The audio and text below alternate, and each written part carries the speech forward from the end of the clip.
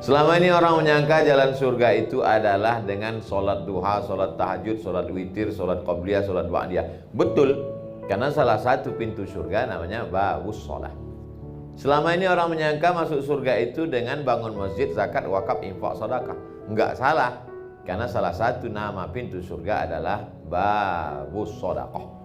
Selama ini orang beramal banyak dengan cara puasa Senin Kemis. Begitu lulus puasa Senin Kemis, puasa Nabi Daud. Begitu kuat puasa Nabi Daud, dia puasa dahar. Puasa dahar itu puasa sepanjang tahun, dilakukan oleh Sayyidatuna Aisyah dengan Abdullah ibnu Umar. Puasa sepanjang tahun, tidak makan sama sekali. Tidak salah, karena memang ada pintu surga namanya Babur Rayyan, yang hanya dimasuki la yadkhuluhu illa shaimun, tidak dimasuki oleh orang yang berpuasa, kecuali orang yang berpuasa. Lalu kemudian ada orang yang setiap jengkal tubuhnya bekas 3, bekas tombak, bekas anak panah, bekas pedang, dan dia mati jihad fisabilillah. Dia masuk pintu surga dari babul jihad, masuk dari pintu jihad. Tapi banyak orang yang keliru. Dia anggap kalau dia sudah hijrah, kalau sudah taubat, lalu dia tidak sakit lagi, dia tidak macet, sulit, susah hidupnya. Jadi kita akan salah bicara karena kita salah berpikir. Salah berpikir itu menyebabkan kita akan salah bicara, salah beramal, salah berbuat, gara-gara kita salah berpikir. Kita menganggap kalau sudah hijrah nggak sakit, kalau sudah hijrah nggak rugi, kalau sudah hijrah nggak diuji lagi. Maka ada satu pintu surga namanya Babur Radin, bab ridha. Ridha menerima ketetapan Allah Subhanahu wa ta'ala. Dan itulah pintu yang paling tinggi. Semua penghuni surga ketika sudah masuk surga ditanya Allah Subhanahu wa ta'ala, "Madza turidun?" Wahai penghuni surga, kamu mau apa sekarang? Kamu sudah dapat surga yang dulu kamu inginkan, kamu sudah. Madza turidun? Kamu mau apa lagi? Lalu penghuni surga menjawab, ada satu yang kami inginkan, kami belum dapat. Apa itu? Ridhaka, ridha. Jadi yang paling tinggi adalah ridha. Makanya dalam Al-Quran itu setelah Allah bercerita tentang jannatin tajri min tahtihal anhar, ada taman-taman surga, kebun-kebun mengalir sungai-sungai, wa azwajum mutahharatun, istri yang suci-suci, lalu kemudian wa masakin thayyibah, tempat-tempat yang cantik-cantik, indah, semuanya lengkap. Wa ridwanum minallahi akbar, ada yang lebih besar daripada itu semua, yaitu ridha. Hanya saja penggunaan katanya di Indonesia selalu salah, selalu dipakai ikhlas. Ya udahlah, ikhlaskan aja. Ikhlas bukan di situ letaknya. Ikhlas itu ketika sholat karena Allah, puasa karena Allah, itu ikhlas. Kalau plong menerima ketetapan Allah, itu namanya bukan ikhlas, ridha. Jadi ada satu yang paling tinggi adalah ridha menerima ketetapan Allah. Kita punya motor, motornya dibawa kajian, sampai di tempat kajian diparkir, lalu kemudian stangnya dikunci, ban depannya diikat pakai rantai besi, ban belakangnya juga diikat ke pohon pinang, pohon palem.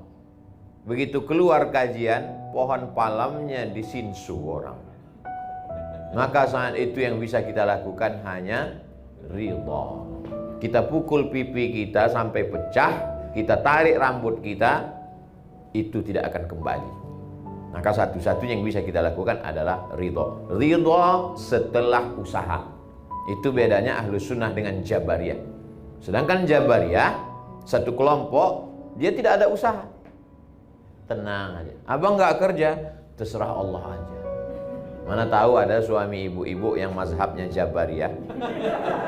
Ibu nggak usah perlu marah, diamin aja. Abang nggak kerja, terserah Allah aja. Nanti pas jam 12, jam 1 dia minta makan siang, ibu balikin. Masakan kita mana? Terserah Allah bang. Balas. Itu namanya mazhab Jabariyah. Kalau Ahlus Sunnah tidak begitu. Ada namanya al-kasbu wal ikhtiar.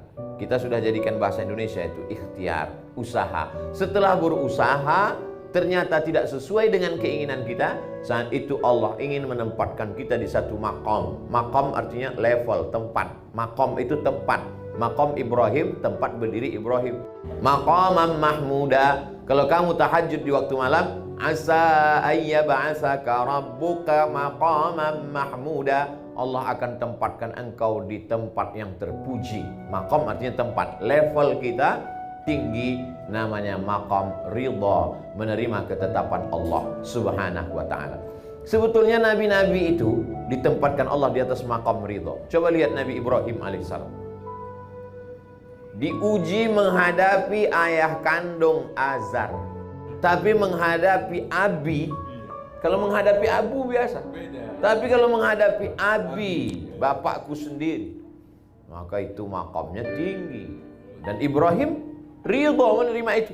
Apakah ridhanya dia menerima makam Abi itu lalu dia berhenti berdakwah? Tidak. Ibrahim tidak berhenti berdakwah. La illam tantahi, kalau kau tidak berhenti mendakwahi aku hai Ibrahim, la arjumannaka, ku lempar kau pakai batu sampai mati. Wahjurni maliya, tinggalkan aku untuk waktu yang lama. Apa jawab Ibrahim? Salamun alaika, selamat untukmu wahai ayah. Sa'astaghfirulaka rabbi, aku tetap mintakan ampun untukmu kepada Allah. Innahu kana bi hafiyya, Allah selalu mengabulkan doa-doa. Kita boleh kaya hari ini, tapi kalau kita mati semuanya tinggal. Yang kita bawa adalah salat.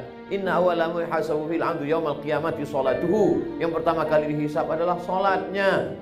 Man taraka sholata muta'ammidan, siapa yang meninggalkan sholat secara sengaja, faqad kafara jihara, kafirlah dia secara nyata. Neraka jahanam tempatnya. Betapa tidak adilnya Allah kalau neraka surga yang seluas langit dan bumi. Wasari'u ila maghfiratin min rabbikum wa jannatin 'arduhas samawati wal ard. Surga selangit dan bumi isinya cuma kamu sama istrimu aja. Bapakmu masuk neraka, ibumu masuk neraka, mertuamu masuk neraka, tetanggamu masuk neraka. Sunyi sekali surga itu.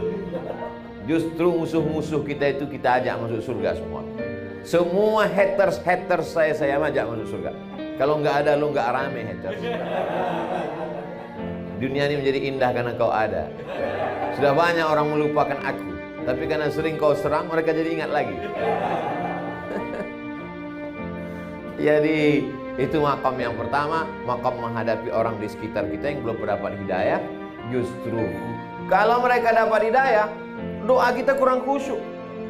Itu yang membuat kita, sulitkah bagi Allah membuat saudara kita itu dapat hidayah? Innama amruhu idza arada syai'an ayaqula lahu kun.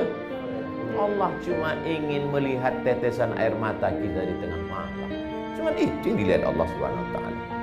Allah ingin melihat rumah kita itu berkelap-kelip lampu di tengah malam.